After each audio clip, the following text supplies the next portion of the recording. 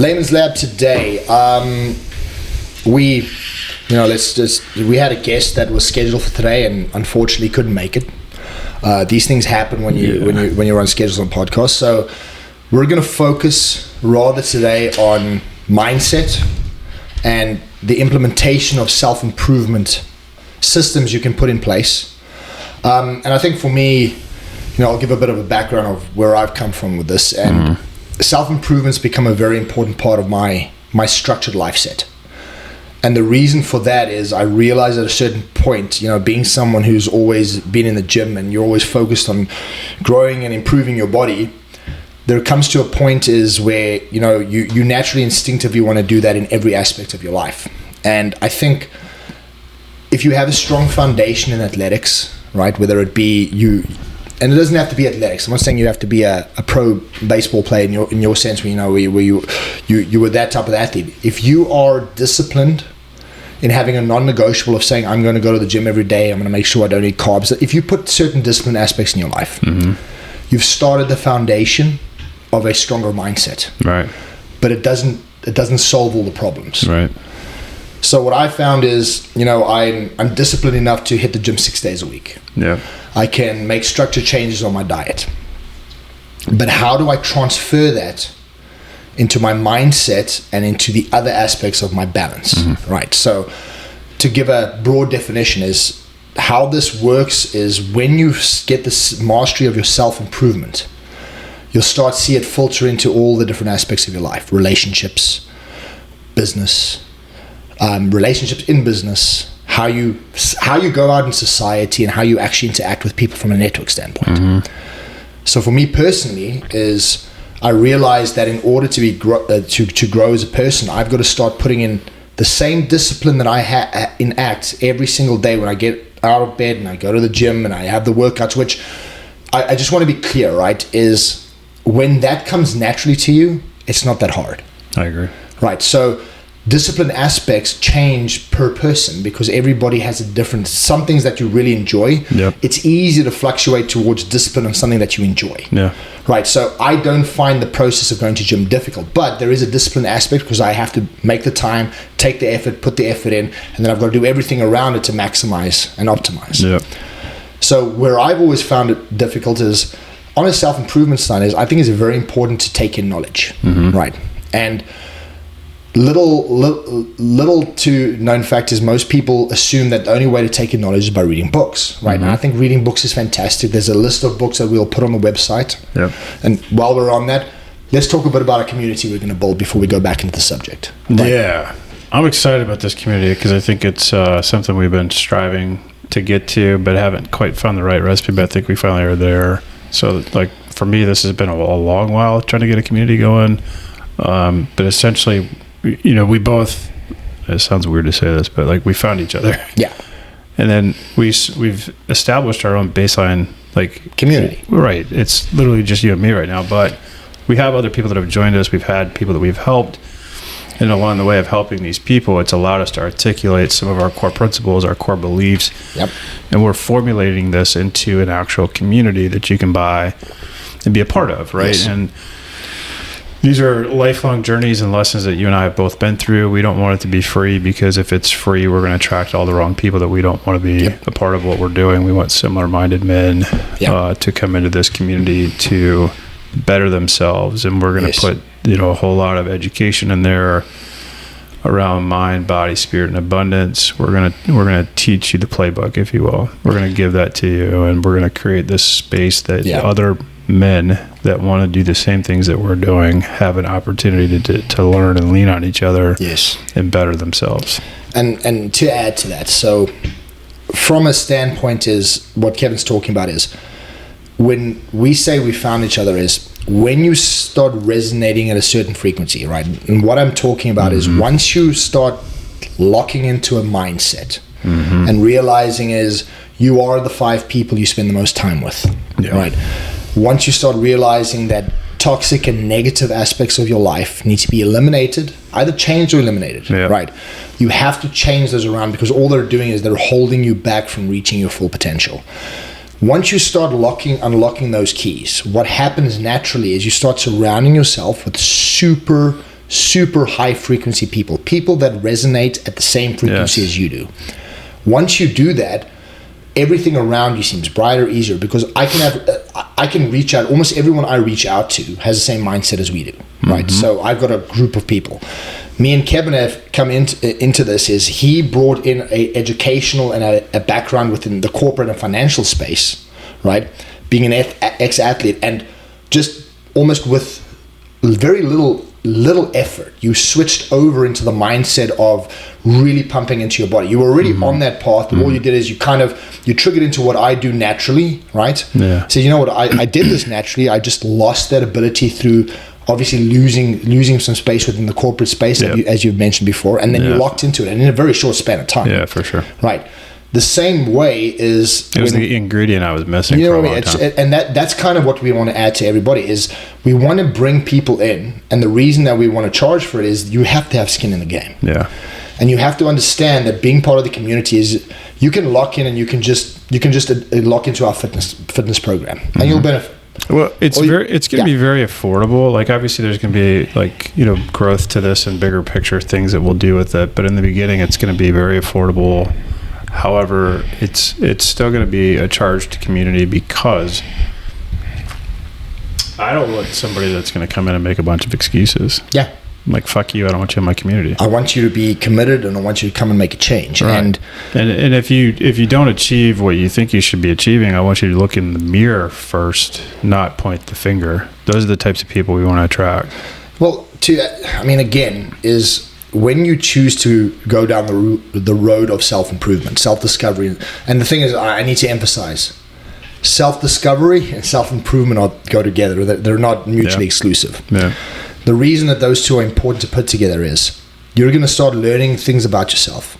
Some are going to be good. Yeah.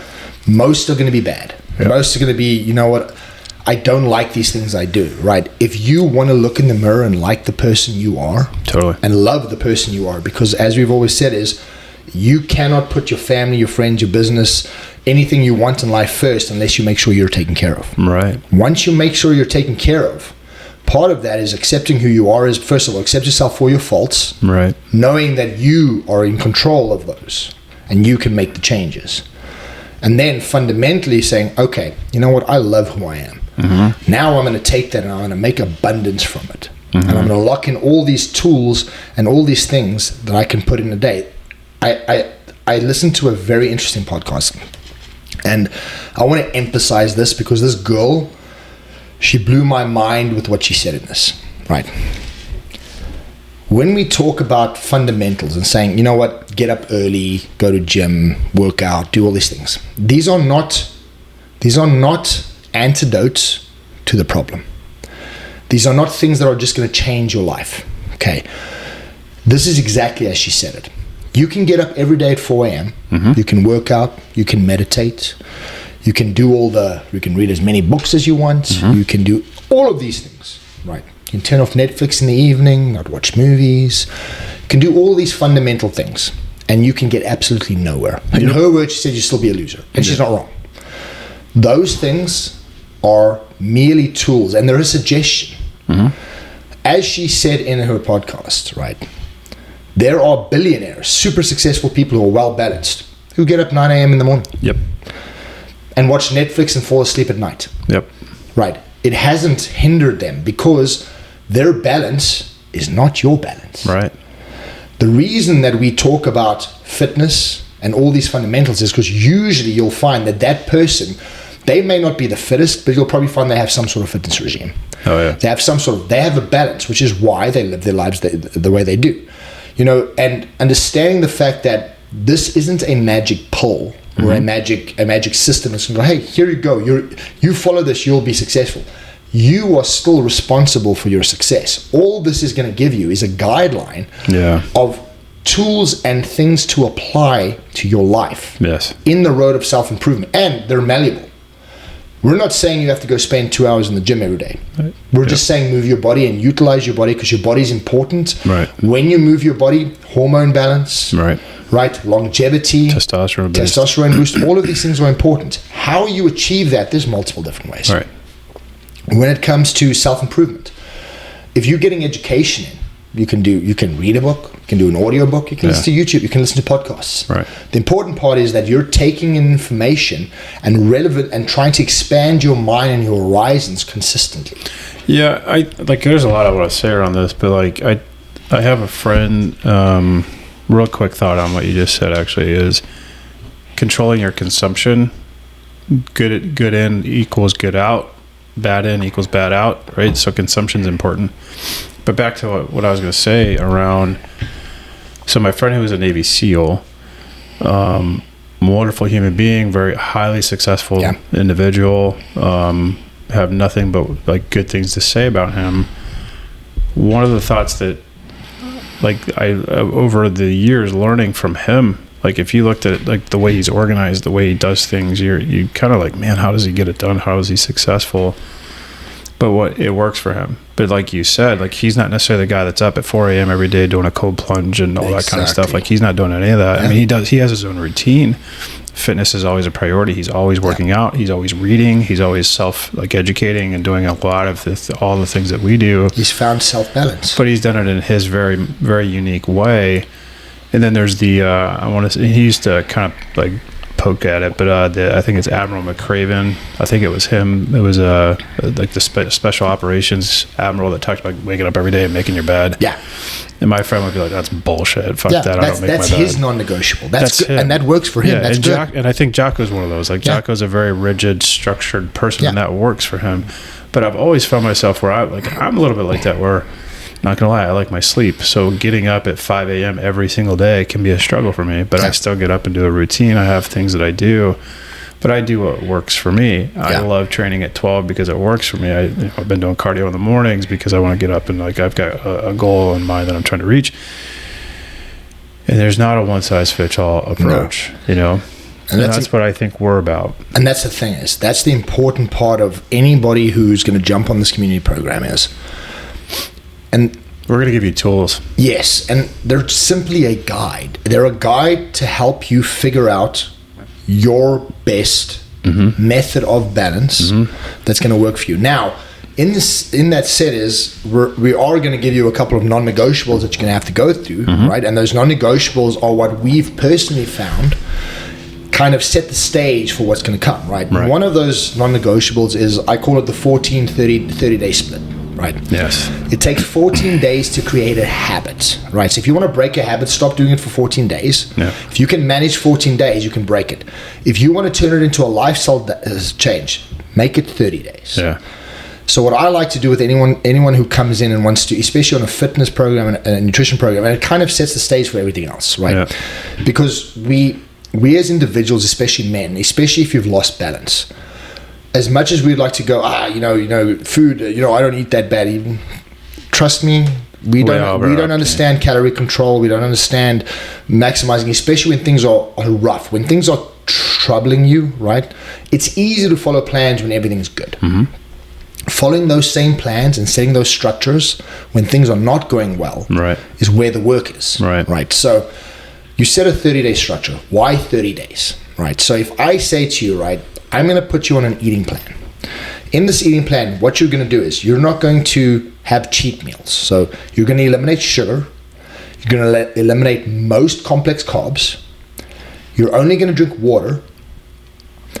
And you're going to eat black coffee. And black coffee. There's no extra, no milk in your coffee. There's no dairy. And we're going to give you a set elimination diet, which is basically going to make sure that you get your complex amino acids, meat. You're going to get a couple of nutritionals, and you're going to do a supplement plan. And you're going to do this for 30 days. I will guarantee you, if you're an unbalanced individual, right, who's now just coming into it, it's going to seem impossible, right?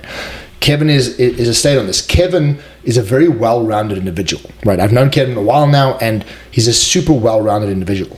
However, based on his past and certain things he's dealt with, one of his major things that he was struggling with was how to adapt to calories, food. Yeah, food is my biggest hurdle. Because food is it seems like a very easy one, and there may be people out there that adjust diets easily. That is your specialized area, right? So do not think because you have that specialized area that you are expert in all areas. You have to understand that everyone's balance is different based on your personal needs, personality, where you've come from, what you've done. So what Kevin did is I sat with him and said, okay, for the next 30 days, you are essentially going to go into a carnivore diet, right? I think the first 30 days is it wasn't elimination. We had some carbs because we didn't want to. I think was it sweet potato and rice? Yeah, I think. And that was pre-workout and post-workout, right? Yeah. And the reason, but basically what happened is now you have to cut out and you have to measure your meals and eat. So now you're going to get enough food in. We're not cutting. We're not putting you on a diet. I wasn't hungry. Right, you're not going to be hungry. In fact, when you start this diet, you're going to go, oh my god, this is way too much food. Nope, this is just what you need. Now what happens is the first 2 to 3 days is a little bit more tough because you're trying to get into and again, correct me if I'm incorrect. No, right? on point. So the first couple of days you go for this diet, I'm struggling to I figured out how to make my meals. Let me back up just a little bit. And I know we've talked about this in the past, but like, so for me, the way I grew up, diet, exercise, nutrition, all that stuff was not a thing. Yeah. Like I didn't know anything about it. Okay, so fast forward. As an adult, I'd always struggled in the kitchen because I felt picky. I felt like I was a really picky eater. I didn't know what to eat. So when we established this meal plan for me, this 30 days, you basically told me in the beginning of it, like, you knock this, you do this, you will find control. Yes. And that was what I always lacked in the kitchen. I always felt like I lacked control. So I did this 30 days, but going into it, I was like, I don't know if I can do it. I had immediate self-doubt. Yes. And you, of course, were positive reinforcement to encourage to say, yes, you can. But what we did was identify the foods that I liked. Yes. And then we made it work for what I liked. To a degree. And when I say that is, if you come to me and go, I like gummy bears and milk chocolate, that's not going to work, right? What you like in good whole foods that are palatable to you, that's easy for you to, like, I like ribeye steak. Great, that's nailing. I like fried chicken. Great. Are we good with chicken that's not fried and maybe roasted? Yeah. Okay, we can work with that. Great, let's put that in. Yeah. What type of my case, like tuna? I didn't think I liked tuna until you realized how convenient it is. And then I was like, chicken sucks. Tuna's way easier. Yeah, it's because you're finding the balance for your own personal life and what's going to work for my roundabout, right? So, in that is. Kevin comes and and initially he looks, he goes, I don't know if I can do this. And the reinforcement is, listen, if someone can, you don't need food for 7 days. You can not have food. You can have it for longer depending on how much body fat you have, but you don't really. The reason you think this is because your body and society has fooled you into trying to convince you that you have to have 3 meals a day and you have to eat this. And if you're hungry, you're going to die. You're not going to die. Right. Learning what hunger is a very important part of our plan. Here's why. Once you understand what your body needs versus what it wants, you can then relate that back to everything else you do. Mm-hmm. So now, the first couple of days, Kevin goes through this process. And he says to me, he goes, in his benefit, because we were very careful with the foods we chose, he said, you know what, I'm kind of working with it, but I'm finding it a bit difficult, but it's not too bad, right? Mm-hmm. And then he got past 5 days. And he's like, okay, now I'm in a routine. Mm-hmm. Right? Then he got past 6 days and 7 days. Once he hit 14 days, like, yeah, this is easy. I can do this. Mm-hmm. Then what happens is after the 14 days, this is why I say there's a difference between habit and lifestyle. Mm-hmm. Habit is easy to break. 14 days, you're done. But habits can be broken in a heartbeat. Mm-hmm. It can switch in a second. So now what happens is, why do we go 30 days and not just 14? Because now what happens is, this is the same reason in a gym, I don't do 15 reps, I do 25. Even more if I can, because your mind will tell yourself 15 is easy, I can get 15, so it puts 15 in his head. 25 becomes a little bit of a stretch because you're going to hit 20 and go, oh my god, that extra 5 is going to kill you. Yeah. So why do we do 30? So now I've hit 14 days, go, that was easy. Okay, now you do 30. Mm-hmm. What's going to happen is your brain's been stuck on the 14 days. Now what it has to do is, now it's got to start, because what eventually happens, and this happened about day, I think 17, 18. Ken comes and goes, I'm craving. Mm-hmm. I feel like I need food. I'm like, yes, you do. Your body's telling you need sustenance. Yeah. But you're getting enough food in. Just stick with it. But I was also to a point where I was so close to the end where you're like, that you wouldn't give up. Because I'm so close. And this is also the mentality that I want to go. If you're going to do this program, right, I can tell you as guys, you have to have the mentality. And if you don't have it, there's going to be a starter program you're going to do before you even come into this. This is a tested program, right? You've got to be a person that's willing to that goes, you know what, there's the end I'm going to put. You have to learn to push yourself. You've got to be someone. I can't assume that anybody who's going to come on this program is not that person. Right. If you realize internally that you need to do something, you've got to get somewhere, I've got to change things, you're probably already that person. Yeah. So now Kevin goes, you know what, I'm to the end, but I am craving. I can feel I'm hungry and I really need something, right? My body's telling me I need this, and I'm craving this. And the next year I said to him, great, so eat more. I think we went off blueberries and went to strawberries. Said have more strawberries, right? And he had more strawberries, and then he got to day 2021 and he goes, no, I'm good. I'm like, yeah, it's cravings are short, right? Because cravings, if I could explain cravings in the simplest terms, it's an addiction. Yeah. Craving isn't a craving, it's an addiction. I would agree with you. And what happens is the difference, also I can tell you from a dopamine level of how you're going to feel. If you can get past a craving, right? So, and especially a craving that is stupid. Sugar is a stupid craving, right? It's not, you're not craving it because your body needs it. You're not craving it because you're craving it because your dopamine levels When you eat the sugar, it gives you comfort. 100%. And there's hormone levels that spike, which is very similar to taking cocaine or heroin. And your body says it needs it, but it doesn't really need it. Right. So now what happens is if you get past that craving and you go, well, I'm not going to have a sweet. I'm now just going to have an extra piece of steak, or have what I'm allowed to have. And once that craving subsides, how did you feel? How did you feel? Accomplished. Yeah. Empowered. Strong. Yeah. Oh my, that craving was nothing. Right. Now, the next time you have that craving, you're going to remember that feeling. That's why it's important to get past 30 days. Yeah. Because once you can overcome those little things which seem inconsequential but are the difference between fucking a diet and sticking to a diet, messing up a meal plan and staying with a meal plan. Well, and I think the big thing with any of it in the very beginning with me, the way I approached it was I did it one meal at a time, right? And I think military, like guys or like anybody that's served or done sports and hard things, like you focus on the immediate objective. Yeah. Because like, all right, like think about targets that you're shooting in a range. So anybody that goes to a range, if you look at all the targets that are coming at you, you'll forget about the close ones, and they're the ones that knock you down. Yeah. So you hit the close ones, and you just keep knocking them down, and you'll be fine. Yeah. So it's the same concept. Like if I look at the whole picture of it, it's going to be overwhelming, but I can make it one meal at a time. Yeah. Focus on the next one. I get a craving all of a sudden. Let me drink some coffee or water to get through it. And we had multiple conversations. Okay, what do I do here? Right, have more coffee. Try this. Try that. Here's why you do it. There's not one answer for everyone. There's a baseline. It's the same as I can tell anybody, if you want to be in great shape, okay, all I want you to eat is eggs, chicken, and broccoli. Right. Right. You're being, and if you could do that for 8 weeks, you will look fucking fantastic. Yeah. You won't do it because it's not as sustainable, not from a physical standpoint. From physical, it's very sustainable. Right.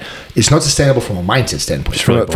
Because you're a human being and we have a world we stay in, and we're a very complex creature that has very different needs and hormone levels and all sorts of things. Right. So in Kevin's particular state, right, so he goes, now he gets to the 30 days. Now here's the funny thing that happened. He didn't want to stop. Well, Sam, remember it was because Sam started later. So you extended yours. I extended mine. So I think I did like 43 days. You did like 43 days. But there was a point after the 30 days it was no longer hard for you. Correct. It was easy, right? Correct. And you almost felt guilty the first day I said you go have a burger and fries. No, I'm just going to have a taco. No, you need a burger and fries. And there was a reason that I said burger and fries is because he needed a refeed. Now, this is the point I'm getting at. Once you can apply something in one set, and we always focus on fitness and health, because if your health is in good place, everything else is relatively easy. But if your health is not good, everything else is exceptionally more difficult.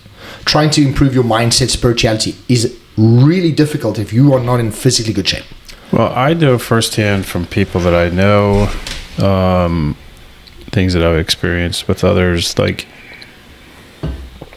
there's a place that people get to, and then even my own self, like when you physically feel like shit because of your diet and you don't work out, you don't like what you see in the mirror, the mindset or the poor mental health that comes with that is just debilitating, in my opinion. When you do something like this fitness challenge and you realize, like in my case specifically, I'd always battled the kitchen. Yeah. And now I just did 43 straight days of very, very strict meal planning. I went, holy fuck, I can do this. Yes. I have this. And now for me, I've never looked back. It's easy. Then On top of that, how did you feel after the 43 days? You felt good. I felt good, but like you just said, I felt empowered, strong, disciplined, for the first time ever, feeling disciplined in the kitchen. Mental victories galore. Yes. I mean, just insane amount of mental victories over all this. And it's just like, it was like letting the fighter out of the cage, maybe. I don't know what to say. It released the inner you that you've been hiding and that's been trying to get out but couldn't get out because it's just all these things on top. Now, why is that our baseline for our program? It's our baseline because once you overcome this, the other hurdles become easier. Correct. Because once you can get to a point, because here's the things that come with overcoming diet, right? Eating plans, controlling food, portion control, whatever you want to call it. Let me say one thing. I think you're going to get to this, but like we're both friends with people on social media. We follow, there's people that we know.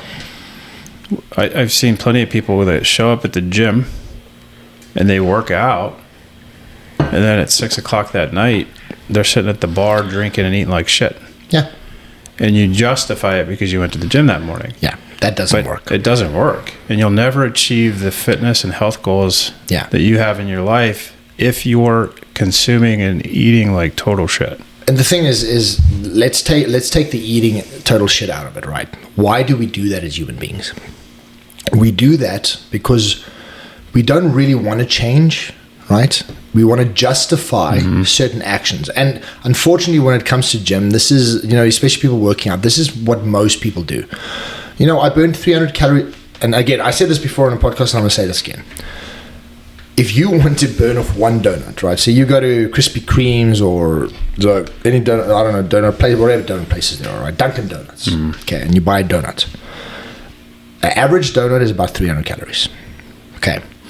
If you want to burn 300 calories, you have to run 2 miles. Yeah. Not walk, run. Okay. So now imagine it. Now I eat a box, which is not hard. Box 10, let's say 10 donuts. Right now I'm in donuts in a box. Let's say 10. That's 3,000 calories. That's all your food for a day. It's not hard to eat a box of donuts. It's not a hard thing. It's an easy thing to do, right?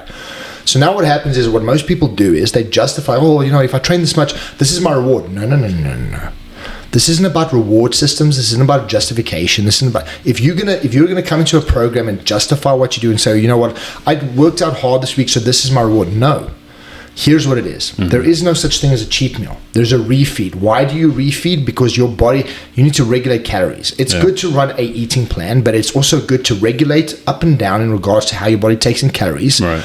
And we call it a refeed, not a cheat meal. Right. Because then you look at it and go, I'm taking in calories to benefit me, not to reward hard work. Because the reward is in itself. Yeah. And for those that have addictive personalities towards food, sugar obviously is addictive, but like if you're like a cheat day isn't good in my opinion. I mean, obviously there's a lot of different opinions out there, but like if someone's struggling with food and sugar and things of that nature, to me having a refeed keeps it in control. Your body needs the refeed. But the words are important, right? Is when we use the word cheat, psychologically we're telling ourselves we're cheating our work. We're creating guilt. It's not a cheat. Right. You are allocating a refeed, right? It's actually part of my meal plan to have a refeed. It has to be. Why is it part of your meal plan? Because it's important. Because we live in a structured society that have different rates, and you want to open it up. Here's why the refeed's important. It's just not about the food. Okay. If you are on let's say, calorie deficit because you want to drop a couple of pounds, the refeed's important because that refeed is going to up your calories and actually help you lose more weight the week to come. Right. Over and above that. It took me a minute to understand that. Right. Over and above that, it's also going to give your body a little bit of a reprieve. Right. Excuse me. It's going to help your brain just get a little bit more calories and just have, that felt good. Yeah. It's also going to realign you socially because what you're going to do is you're going to go on that refeed meal and you're going to be able to do it with your wife, your kids, your girlfriend, your boyfriend, I don't care, whatever.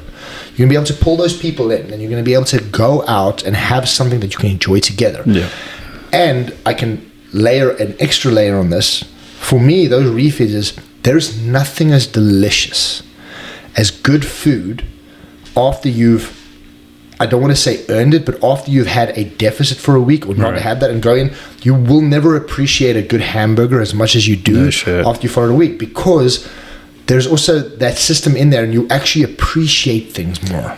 And I was never a big burger eater until I really got on the meal plans like this, and now I'm like, God, it's the best meal I have. Because it's giving you all those, it's giving you the fat. There's all these nice things in it, but you really appreciate that food. If you eat it every single day, you don't appreciate it. Brutal. But like, I think, I don't want to spend our whole episode on food, but like, I just think like it's the foundation, because all the hard work that you put in the gym, you can throw it in the trash can really fast. And let's on this, right?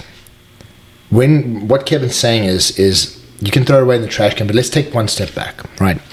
For most guys, and I'm talking about guys, I'm not talking about women, I'm talking about men. Going into a gym is the most testosterone fucking thing you can do. Whether it's a weight gym, Brazilian Jiu-Jitsu, MMA, doesn't matter, right? You're going into a place and you're a hunter now. You're going in there, you're grunting. Your hunt is to lift that weight, move this. It's what you would naturally do. Right. We get benefit from it, which is why men, the gym part's the easy part. Yeah, for sure. That's not the hard part, right? Sure. I get very confused when people go, if you're going to tell me I'm going to walk on a treadmill for an hour, I go, but you tell me I'm going to go do weights, hey, let's go. Yeah, I like weights. If you tell me I'm going to go to a jiu-jitsu gym and we're going to roll for 30 minutes, easy. These things are not hard. The point I wanted to make, though, about the food was there was a bodybuilder, I watched a video of him recently where he was talking to the younger people in the world, where basically, and people that are trying to learn. So let's say you take 2 weeks of a meal plan, right? And then you have a day that you fall off the wagon and you eat like shit for a meal. Yeah. Or two. He's like, you're okay. You're not going to die. Like, it's not the end of the world. You're not going to kill your progress. Mm-hmm. But let's say you go for a full day. You might start hurting yourself. Let's say you go 2 days. You're going to hurt yourself. 3 days, you just blew up all the progress that you just made. The point is, and what I'm trying to say is, like, if you mess up, don't crush your dreams. No. You're still able to recover, but you do need certain days to refeed. Yeah. You do need certain things, but like the 30 days, what's so important about the 30 days is if you have your times or you have those days where you go off the wagon, like recently I had to do like a couple of days where I was sick. Yeah. You had a couple of days where you're sick and you're just like, you do what you got to do. I got to do what I got to do. And I ate like literally a chocolate chip muffin. What did I have that day? A chocolate chip muffin, some oatmeal. I don't think I had any actual meat or protein. Yeah. I literally just had light carbs because my stomach was so messed up. But you were sick. But guess what? I was still fine. I actually lost a couple pounds. Yeah, but and in the bigger scheme of things is that's okay. Right. It's don't use the process as a justification. Right. If I fall off, if I start my diet on a Monday, right, or start my eating plan, and then Tuesday I fall off the wagon, next week Monday. No, you're using it as an excuse. Right. Getting back to the point is, the reason we're laying this out is because once you hit that foundation, what you've done is you've done a couple of multiple things physically and mentally. One, physically you can feel way better. Yep. Your body's going to feel better, right? Yep. You've been to the gym for a full month. You've had an eating plan for a full month. You're going to be a little bit hungry. You're going to be craving some things because your body needs those calories because we've pushed you to a high point. But now you understand what hunger is. Mm-hmm. You understand the difference between being hungry and craving. Mm-hmm. You also now feel better about yourself because you've achieved something. Mm-hmm. You now also feel physically better because now you've got a month of training and diet behind you of good food. Right. You feel better. Now you're going to look in the mirror and your endorphin levels are up, your dopamine's up, you feel good about who you are. Totally. Now what happens is now we start applying all the other elements, right? The mindset. So now what you're going to say is, right, I'm going to set a couple of non-negotiables. I'm going to read a couple of pages of a book every night, or I'm going to listen to an audiobook, or I'm going to follow a podcast, and I'm going to dive into subjects that I don't necessarily like, but I want to learn more about. Yes. So you can expand your horizons. Yeah. You're going to start engaging socially differently, because as guys, what happens is, you get some people's personality traits is very social, but it's very important for men to be able to network. Yes. Very important. Yes. I don't care who you are or what you do. You need to be able to walk into a room, put your insecurities aside, and put that unsure thing, and you'd go, chest out, head up, chin up, go in and go, look someone in the eye and start having a conversation. I think it's really important that you network in the right room, though.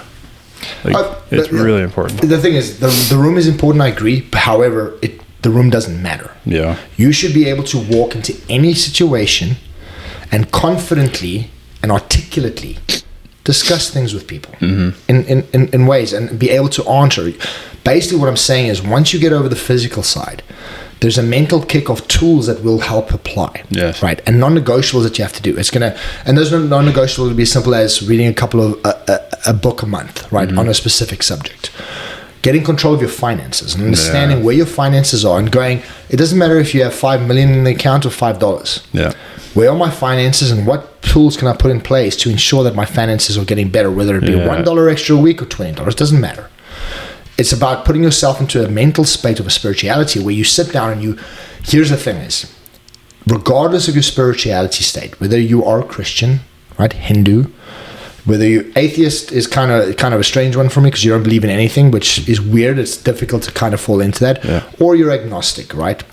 The point I'm making is what you're doing is the first step of this is to quietly have a conversation with yourself. When you're listening to this, how often as an individual are you able to turn everything off? Your phone, sounds around you, music, everything. Sit down quietly, close your eyes and have a conversation with yourself. Start asking fundamental questions. If you're able to do this, you're a very small part of the population.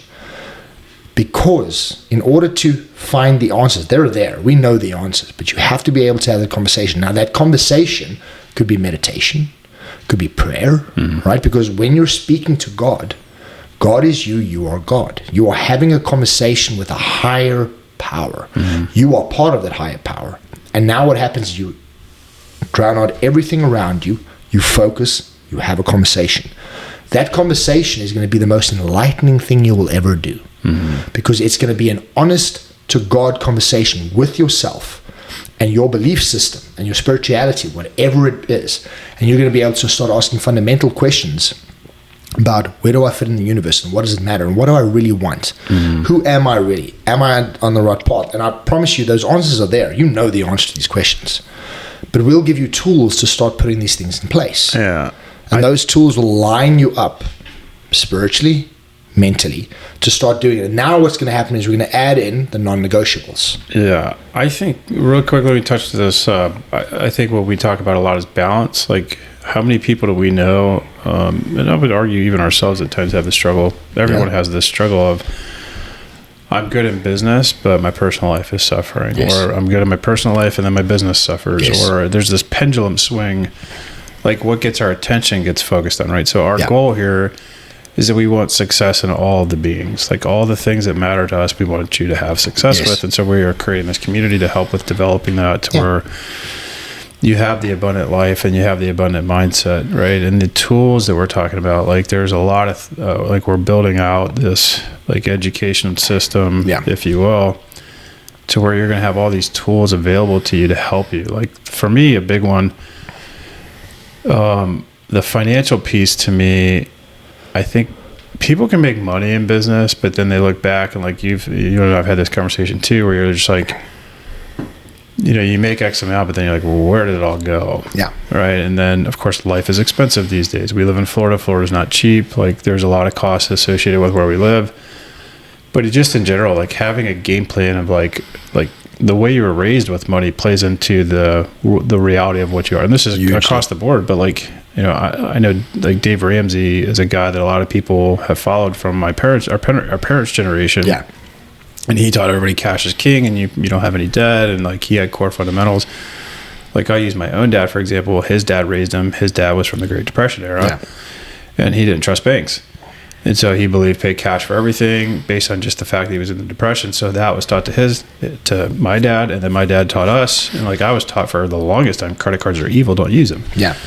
So it's just like you have these core rooted belief systems, and that's across the board. It's not just money. It's all kinds of things. It's in everything that you do. And so it's all about breaking these chains, breaking these habits or these core beliefs that you have in place to help you really, truly flourish and to have that balanced approach that you want. Exactly. And I think an important part of that is also opening up. The reason we always talk about opening up your mind and expanding your horizons is realizing that there is, I don't want to use the old saying, there's 1,000 ways to skin a cat. I think it's a horrible saying, but there's a million ways to get to the outcome you want. Yes. You need to choose the ways that benefit you and the people around you the most, that have the best moral stance, that when you get to the end, you've done it as a good moral human being. Yes. And in doing that is the tools that we're giving you are guides that have worked for us and people we've worked with that have said, listen, if you can follow these, you can then start building a foundation.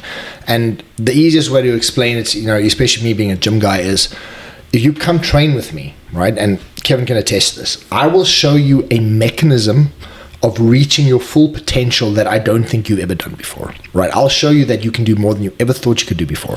And as we progress, what I'll do is, and I've done this with Kevin, I'll step back and go, listen, I can't train with you today. And then I want to see what you're going to do. And then what happens is either you're going to always fall back to the program. Now, this is a very important step. The program is only a guide. That's right. The work is in you. You are the person. You are everything. Without you, this doesn't work. There's going to come to a point where you're able to flourish and you don't need the system. The system will always be there to support you, right? So it'll always be available. There's always a community, and it's very important. Always, never, ever, ever leave your community. Your communities are important because they're a support structure. There could go times you could go for a whole year and you go, oh, you know what, I didn't need to check in. But every now and then, we all have ups and downs. You'll have to check in, right? And I'm not saying have to. You'd want to because it's a support structure. But the important thing is you're going to get to a point that you go, okay, I know how to regulate my eating. I know how to regulate my training. I know how to regulate my mindset. I know what I need to do to grow. I'm happy with my level of spirituality. I've got a set level of things that I do on a constant basis that keep me well balanced. When I hit a low, I know, because we'll all go through it, and this is why the community is important. When you hit those lows, there's going to be people who have hit those lows. We've hit those lows. This is how you climb out. This is what you do. Once you hit those, it's important to note that, as Kevin did, Kevin go right now, and he's not going to skip a training session. He's not reliant on me for training sessions. Yep. He doesn't need to check in with me with his diet. I'm not the keeper of his life. Right. He is. This is an important standpoint, because what we do not do is we are not accountable for you. You are accountable for you, and we will hold you accountable to yourself. You control your diet. You control your outcomes. You control how you do this. But you know what? We will guide you. How do I want to say this? Like, you can tell, and if I'm not doing what I've said I'm doing. Like you just know, yeah. And vice versa, right? Like I just know. Like I don't need to validate to you, I guess, or like tell you, because you can just see it. Yes. Like even like when you travel and you're gone, for work, or for whatever is going on. If I just sat on my ass and did nothing the whole time, like, it's going to show. Yes. Right. And the fact is, like, the training itself that we do, like, it is going to reveal itself easily and quickly. Yes. And same with the meal plans, like, and that's like to the idea of, like, that's the whole thing that I love about this, is that I don't have to sit here and hold your hand to it. No. I'm going to give you. It's just like, it's tools. We've had people that, like, we've given this stuff away for free that wanted to come join us, and we've done everything we can to help, that haven't stuck around. Yeah. Well, guess what? I'm still going. Yeah. I'm not changing. Yeah. Nothing changes. You are responsible and accountable for your results, your outcomes, and there was a good explanation, and we had Tom on a couple of weeks back. Yep. And he was talking about guys going to do ayahuasca ceremonies. Okay, and ayahuasca is a very spiritually enlightening ceremony, right? It's it kind of puts you into a place where you really have to dig into yourself.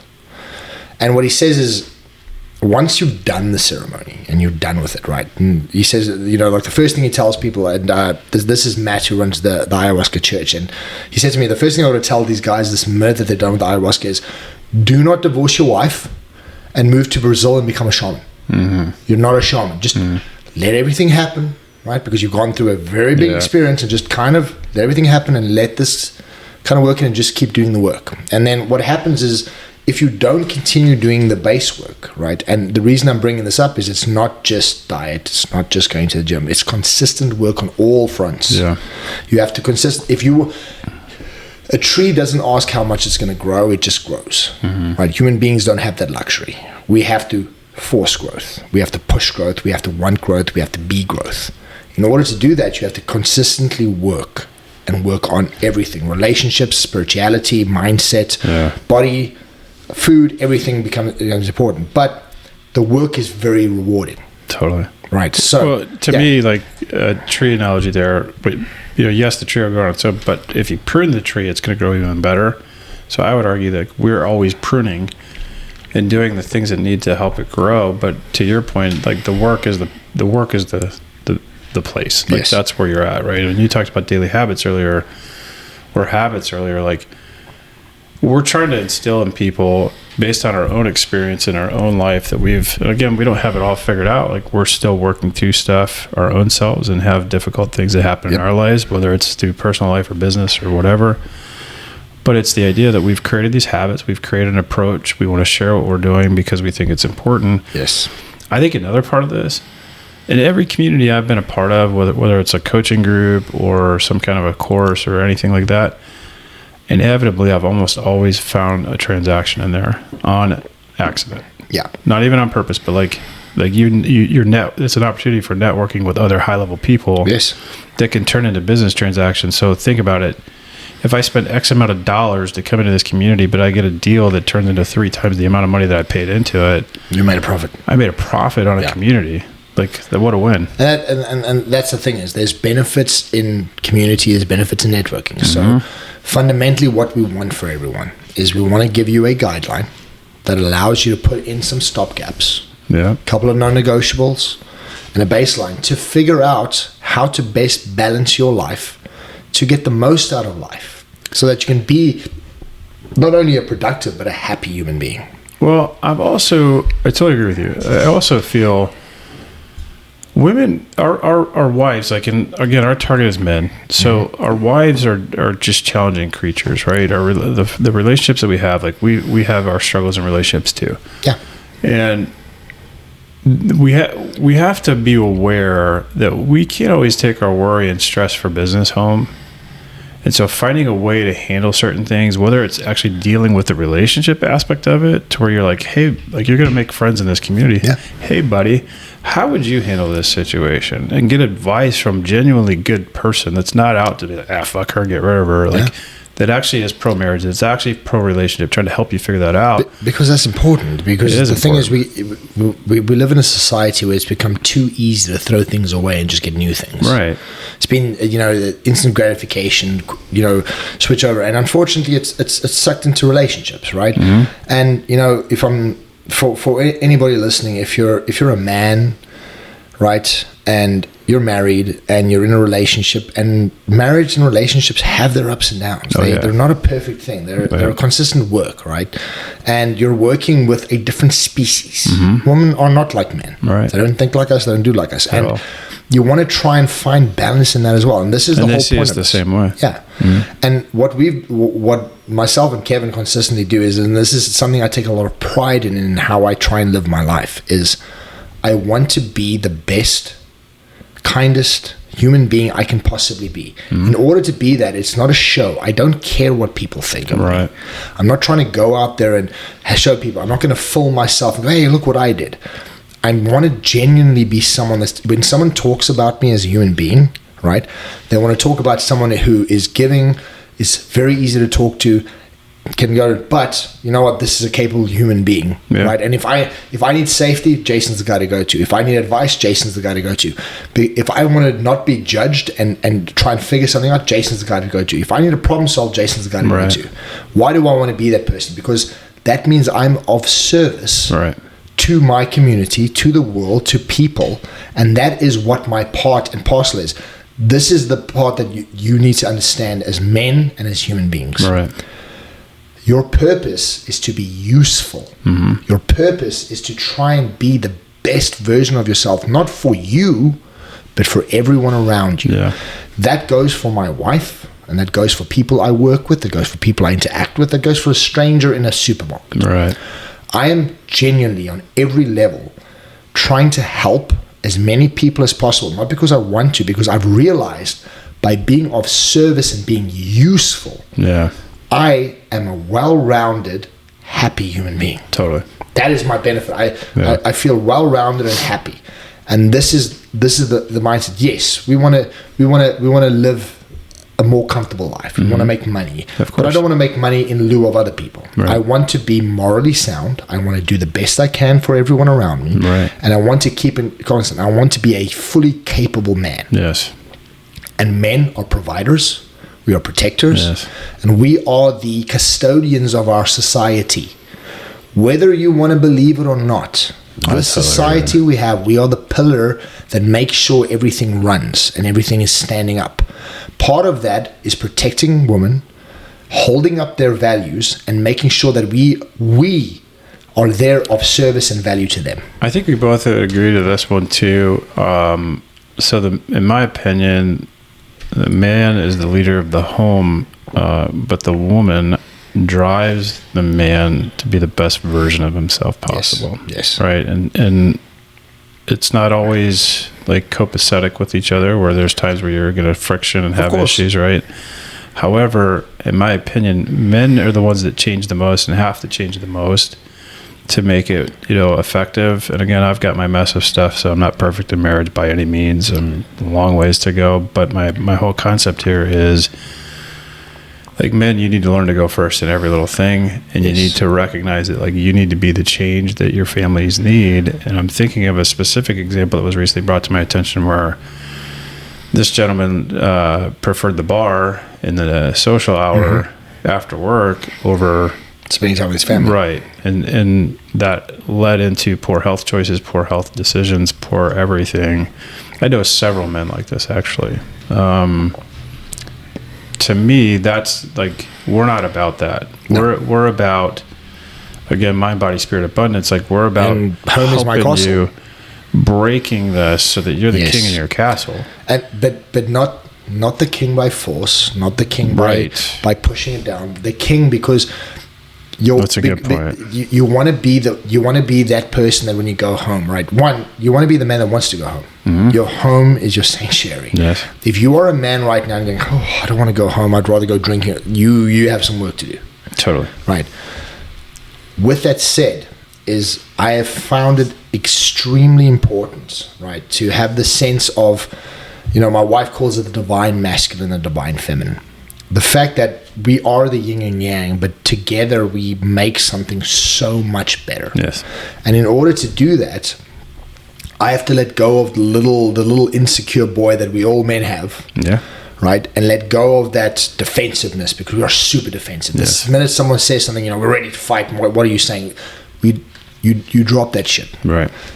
Don't do that with your wife. Don't do that with your partner. Your partner is the most important thing in your life. Drop that shit. Be vulnerable. Being vulnerable doesn't mean you're weak. Being kind doesn't mean you're weak. Yep. Be able to have those conversations, the difficult ones, without raising your voice, without getting upset, without getting angry, without pushing the buttons that you want to push, because we're not manipulative creatures. Right. That is a choice. Right. We're not angry by nature. That is a choice. Anger is a weakness. Jocko's, one of his favorite sayings is, anger is a weakness. It is a weakness. I agree. It's too easy to get angry. It's the easiest emotion. That turning on that red light is too easy. It is. It's a reaction. You want to be a full functioning human being that is of service, right? That is useful. Mm-hmm. Be useful to your wife. Be useful in your house. I would argue, ask the question of yourself, literally look in the mirror, and if you really felt compelled, ask your actual family, do you want me around? Mm-hmm. Or do you prefer when I'm gone? Yeah. And the answer that I received on that not that long ago was like eye-opening, right? And you have to find out exactly where you stand, and be okay with the criticism. Like, be okay to, like, I ask my wife this consistently, like, where do you feel good? And we have a good communication base where she'll say to me, listen, I like what you're doing here, but I don't like that. Right. Okay, what about it? Don't you like this? And then instead of defending my position, mm-hmm. because what I would do is I would constantly try and defend my position. Being defensive is I said this because, right, or I'm sorry I upset you, but no. Okay, perfect. Let me first meet you where you are. What you're upset. Why are you upset? I'm upset because you said the A, B, and C. Yeah. Okay. Those things upset you. What can I Can I be there for you? Meet her where she is, right? Because this is what we find difficult to do as men. Yes. Meet her where she is. Yeah, we struggle big time. Right. Now, when I've met her where she is, ask her, would you like to know why I said that?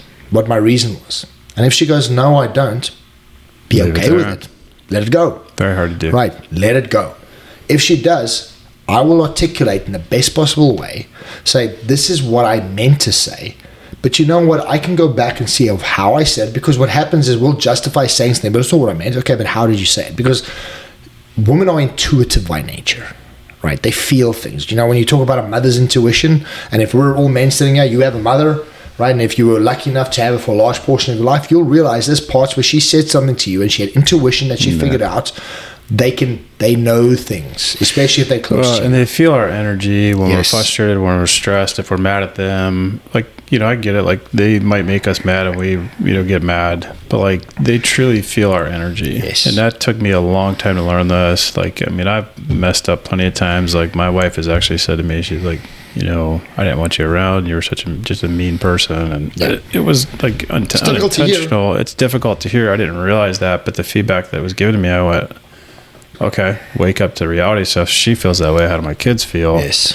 And I think, like, to try to tie us back all in with all of this, like, the whole aspect of this episode was, yes, to reveal the community, but we want you to have tools that are available to you. Yes. And we've created this community so that you have a foundation for self-improvement, because that's what life is. It's constantly reinventing ourselves. And I think back where I was a year ago, the year before that, I'm always evolving, and it has been a journey. And the thing for me is, like, my mess has been my story, but I'm using it to share with people. You're doing the similar in different, you know, places and categories. But for me, it's like, I have helped so many people by being willing to share what I've been through. So it's not for naught. Like, if I can tell people anything, it's like, I get it. Like someone that recently went through this, I'm like, I get it. You're not where you want to be. You're not happy with what's going on, but you're making the change. So be the hero of your own story. I think Joe Rogan says that a lot. Be the hero of your own story, so that one day you can look back and tell your story to someone else to help them dig out of their pit. Be better. Right. We all have the capacity. So on that is, our community is we're gonna put our website at the bottom, and you can start signing up. You know, we're building this community out, but become part of it as we progress. Yeah, we're gonna start capturing everyone's email address, start sending out newsletters, and we're gonna get this built up. But the idea being, start being part of a community where we're not out to say that you should do it this specific way. We want to give everybody the tools. Everyone's going to be on a different level. Everyone's going to have different, inside that levels, everyone's going to have different levels on the levels. However, what I found has been extremely useful for me as a man is having a community of men that I can interact with, have a discussion, and say, listen, this is where I am. What do you think? Without judgment, without trying to take, just all in all, you know what, I would try this, maybe try that. Right. This is my experience, this is what I experience.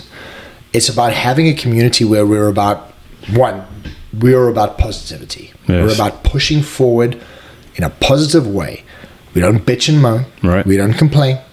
We don't, this happened to me. We're not victims. No one's a victim. We're here to take what we are, and we're trying to be the most useful we can be in our society. Because I found once you become useful, and once you realize how much power you truly have in your control, your life around you becomes exponentially better. Right. And you start surrounding yourself with people that you can have the best conversations with. Right. Case in point, this podcast, right, it's not about anything other than having an open discussion with my friend Kevin, bringing in guests and talking to them. And I don't care what your point of view is. I want to hear it. I want to hear how you think, how you tick. We've done 17 episodes. I can tell you what I've learned in 17 episodes is exponential. Yes, because the people that we tap into, the levels, the depth of conversation, nothing's off the table. Right. I want to hear your point of view. I want to hear what you have to say. I want to hear why you say it. Yeah. And I want you to be open to me asking why, and maybe questioning on those why, so I can understand better. And it doesn't matter if I agree with you or not. I don't care. Right. I care that I want to understand my universe, my world, my people I want to understand everybody as best I can, because that makes me more useful. Totally.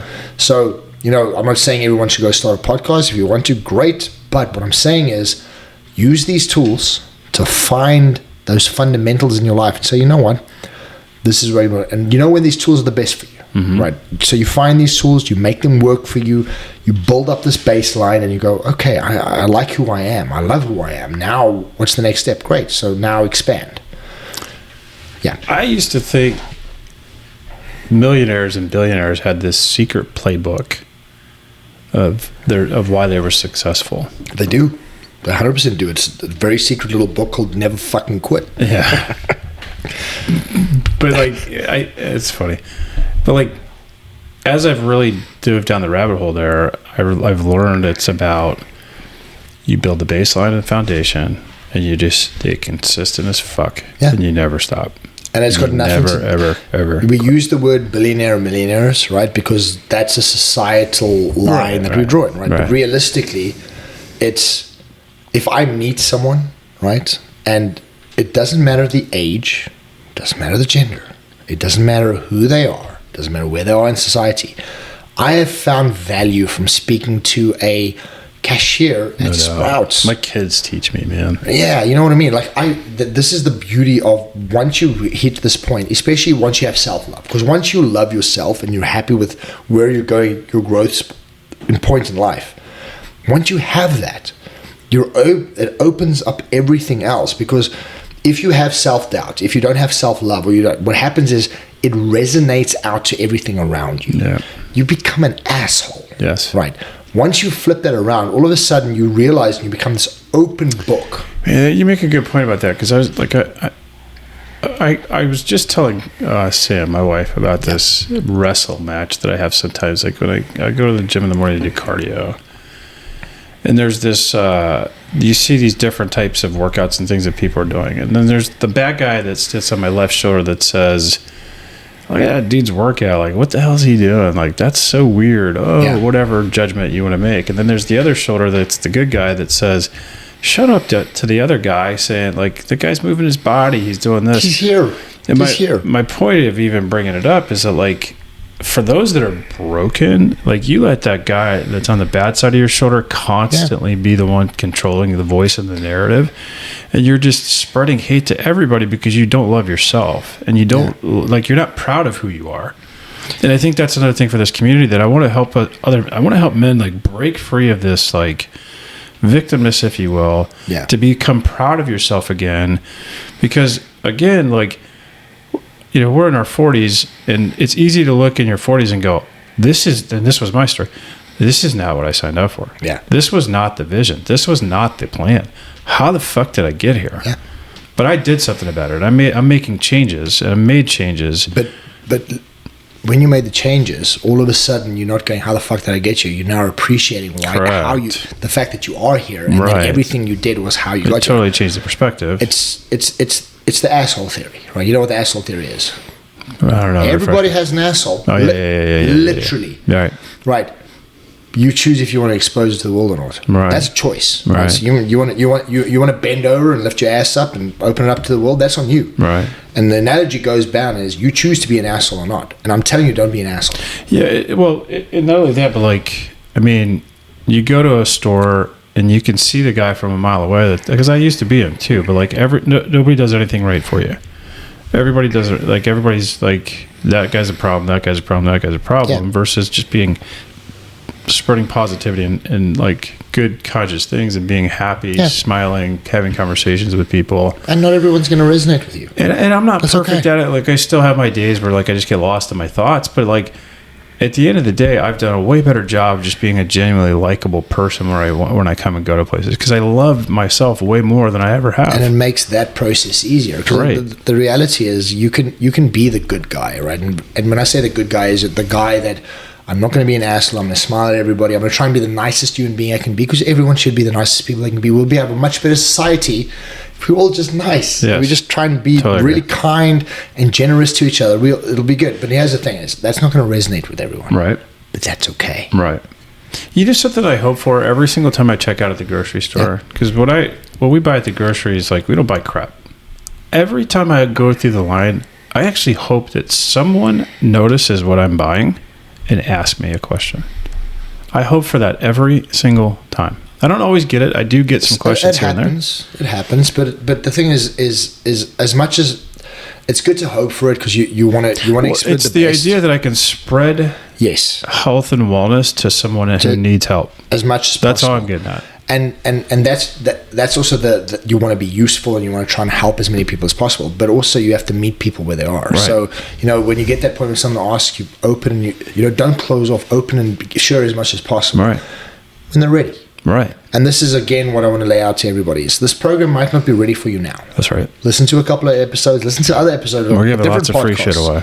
Right. Like, listen, we're going to give you, and if you don't believe us, search it on social media. Go through YouTube. I promise you, what we're telling you is everyone's telling you. Mm-hmm.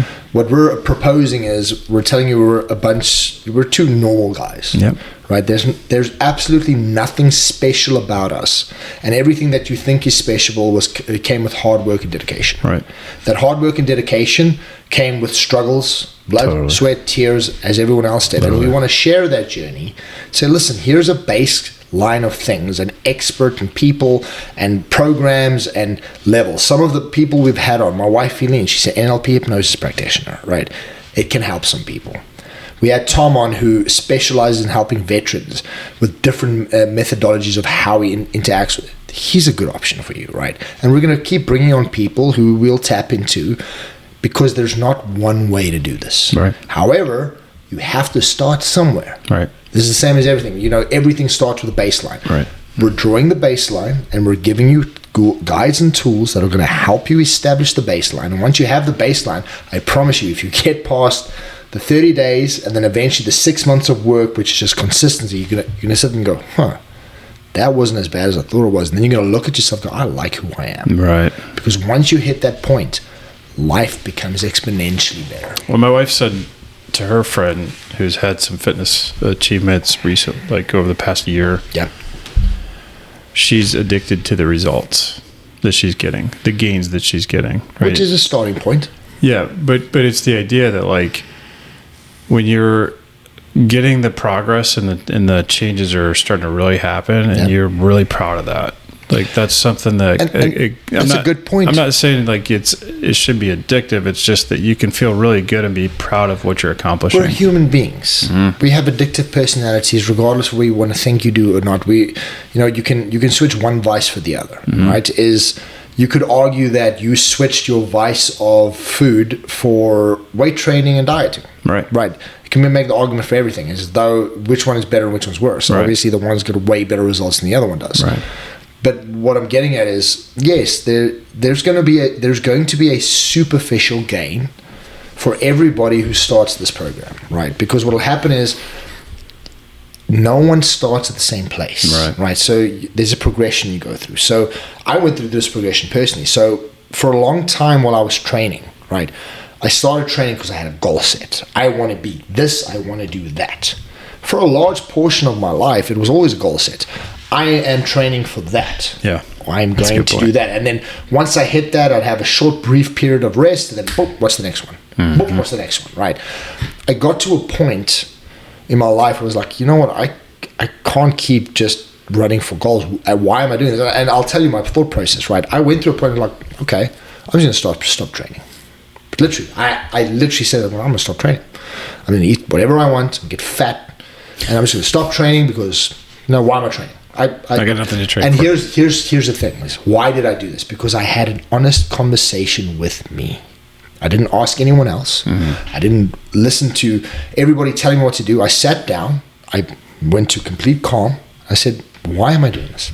Why am I training? Mm-hmm. Do I really like training? Do I like going to the gym? What do I like about this, right? I realized, for someone who had done a lot of bodybuilding competitions, that I really truly hate bodybuilding competitions. Not the process, the actual competition. I hate it. It has always been a bane to me, because I just, it's so superficial. I couldn't understand. I love bodybuilding. I think it's a great sport. I watch it every year. I follow bodybuilding all the time. I will always do it. It's not something you want to do. But and I might do one again. I don't know. But I'm telling you, I was questioning every little aspect of why and what led me to where I am. And then I got to a point and said, okay, why do I do this? One, I love how I feel when I train. Mm-hmm. I love the fact that I am in control of what this body can and can't do, regardless of injuries, illness, sickness. If I had a broken back, I can still control what I can do. If my entire body was lame and all I could do was move my jaw, what could I chew to make my jaw bigger? Right. So I have a little bit of control. Right. If I don't have that, I've got my mind at control. I control my body. Right. So I went to the place and going, well, I go to this one because other than the benefit of doing it is how do I feel when I do it? I feel good. It's huge. I feel better. I feel accomplished. I feel like I've got longevity. Now, outside of the gym, because I can't live for the 1 hour or 2 hours a day that I go to the gym. Outside of the gym, I feel, you know what, when I go and do something, I'm capable. I can run, I can jump, I can roll, I can do all these wonderful things. I'm a 45-year-old guy who can go squat all the way down if I want to pick something up. I'm not out of breath if I run up a flight of stairs. How does that feel? Amazing. Because it makes life easier. Right. Now what happened was I went through this process, and when I say a process, it was an hour where I was sitting and really contemplating, but I was meditating and I was questioning everything I was and where I was and why I was doing that. And in that question, I said to myself, well, how would I feel if I just stopped? Stop training, eat whatever I want, right? How would I feel? Well, you feel pretty crappy when you just eat stuff like that, and I don't really feel very good when I don't train.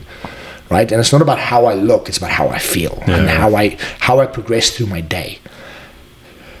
And what I came to was a realization that the reason I do this, right, as much as I thought it was the goal sets, those were immaturity. Those were, that was the journey I was on. Yeah. I had to go through that to get to where I am. But eventually when I got to it, I was like, I like using the Ronnie Coleman state of this. Why do I do it? Because I fucking love it. Right. Why do I keep doing it? Because I fucking love it. Right. I like who I am, how I feel, what I do. I love it. Right. So I will keep doing it. And then the decision was made. And now goals don't matter to me. My goal is life. Yes. My goal is longevity. My goal is not to live 100 years, it's to live the best day today. And my day to day is very much determined on what I did yesterday in the gym with my diet. How do I feel today? And that's where it comes. And what the point I'm getting at is when we're talking about, for instance, your wife talking about, it's goal set. I'm measuring who I am to other people. That's fine. You're going to start there. So when you start this program, you're going to walk in the gym as you have, as a lot of people do, and you're going to measure yourself against the other guys in the gym. And you're going to look at that guy and go, how much does he bench? How much does that one deadlift? And you're going to measure. That's okay. We're all going to go through it. You're going to eventually go through that and realize none of that matters. It doesn't. And then you're going to get to the end of this and you go, through all of this, I've realized that it's not about them. It's not about anyone else. It's just about me. Yeah. And everything I put in, everything I throw at it, everything I do at it is just about me. And all that matters is right now in this present moment, which is all we have, because of what I have done, how do I feel? I feel amazing. Yeah. Now you've realized why you do all of this. Right. The mental pushes, the spiritual pushes, all of those encompass that day. Right now, as I'm sitting here talking to Kevin in this podcast, how do I feel? Fucking amazing. Mm-hmm. I have a wife that loves me. I have abundance in my life. I have things that are great. I've got a lot of things going fucking terribly wrong. Yeah. Do they matter? No. Because I'm in control. Right. I'm in control of what I do. Do not let that overtake because me. It doesn't matter. Right. Well, I guess final thought I'll share is like, I don't always like to use the word goal because it in my opinion it signifies an end.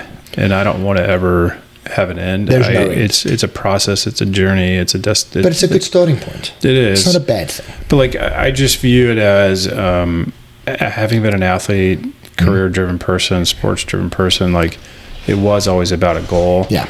And I don't like that approach because it just it almost makes it too temporary versus having daily habits. Because you've transcended it. Yeah. This is the goal for everyone who joins our program. I want you to transcend goals. I need this much money. I need this. Once you transcend that, and here's the thing is, I'm in the middle of my transcendence, and I will always be in my transcendence, and so is Kevin. Right. But I understand that it's transcendence. I understand that what I'm trying to do is I'm trying to transcend goals. Right. Do I walk in the gym and see another guy going, I want to pick up those dumbbells and try that? Yes, I do that every day. Competitive. I'm a human being, right? But I accept it as part of who I am. Right. I'm also trying to find ways to transcend that. Right. And by transcendence, do I want to get rid of? No, I like going and challenging myself and other people. I like it. It's part of who I am. Right. The goal here is to transcend those and realize that, does that drive who I am? No. Does it make it? No. But it's part and parcel of being a more rounded human being. Right. Yeah, for sure.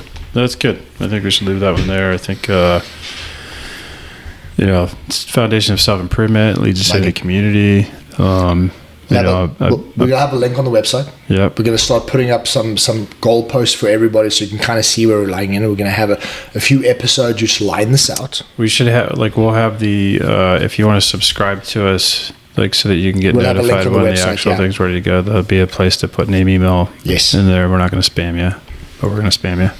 Yeah, we're gonna start this process and start getting this community driven. So, I mean, if we're talking to people who know us, join up. Yeah, we're gonna start getting a community together. I found that men need a strong community of strong-willed, strong-minded, good men who want to stand together and make this world a better place. Totally, that's what we want. Yeah, totally agree. Let's leave it right there. Thank you, sir. Thank you.